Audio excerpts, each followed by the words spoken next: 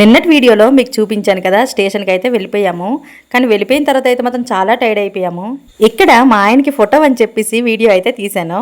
మేమైతే చాలా టైర్డ్ అయిపోయాం కదా, అందుకే పడుకోవడం వల్ల ఎవరికైతే తెలివైతే రాలేదు. ఇలా మేమైతే 6:30 అయ్యింది లేచేటప్పటికే. ఇంకా తర్వాత అలా కొంచెం ఇటు అటు తిరిగి వచ్చేటప్పటికి భోజనం టైం అయితే అయిపోయింది. మేమైతే ఎప్పుడు ఈ రెస్టారెంట్లోనే చేస్తాము. ఎందుకు అంటే బయట ఎక్కడైనా మనకి ఇక్కడ ఈ నాగా ఫుడ్ తప్పించి ఇంకేది దొరకదనమాట. పూర్తిగా దొరకదు అంటూ ఏమీ లేదు, కాకపోతే బిహార్ హోటల్స్ ఉన్నాయి. ఏదైనా మన ఆంధ్ర ఫుడ్ అంటే ఆంధ్ర ఫుడ్డే కదా, కానీ అంత టేస్ట్ అయితే ఇక్కడ రాదు. కానీ తప్పదు, అందుకే మేమైతే ఇక్కడ మన తెలుగు ఒక అన్నీ ఉన్నారనమాట ఈ హోటల్లో. అతను వర్క్ చేస్తుంటారు, అందుకనే మేము ఇక్కడ తింటుంటాము. అతను కూడా సేమ్ మన ఆంధ్ర స్టైల్లో కొంచెం చేస్తుంటారు. మా ఆయన అయితే ఇక్కడ ఒక ఫుల్ మీల్స్ అయితే తీసుకున్నారు. మేమైతే veg fried rice, paneer curry, butter నాన్లు అయితే మేము చెప్పుకున్నాము.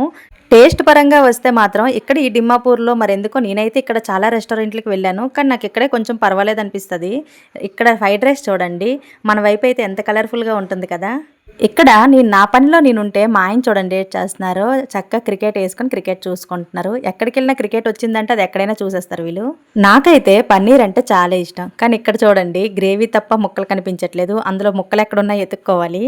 మీరు దీనికన్నా తక్కువ ప్రైజ్లో తినాలి అని అంటే మనకి స్టేషన్ ఎదురుగా ఆర్మీది కూడా ఉంది. అక్కడికి కానీ వెళ్ళామంటే మనకి తక్కువ ప్రైజ్లో ఇస్తారు. కాకపోతే ఒక్కటి మనకి రెస్టారెంట్ ఫీల్ ఉండదన్నమాట అంతేని, కానీ ఇంట్లో తిన్నట్టుగానే ఉంటుంది. ఫుడ్ కూడా బాగానే ఉంటుంది. ఏదైనా మనం కొంచెం మసాలా ఫుడ్ తినిన తర్వాత ఒక్క స్ప్రైట్ తాగామంటే మనకి జీర్ణం అనేది కరెక్ట్గా అయిపోతుంది కదా. అందుకే మా ఆయన ఇంకేమైనా డ్రింక్స్ ఏటి ఉన్నాయా అని చూస్తున్నారనమాట.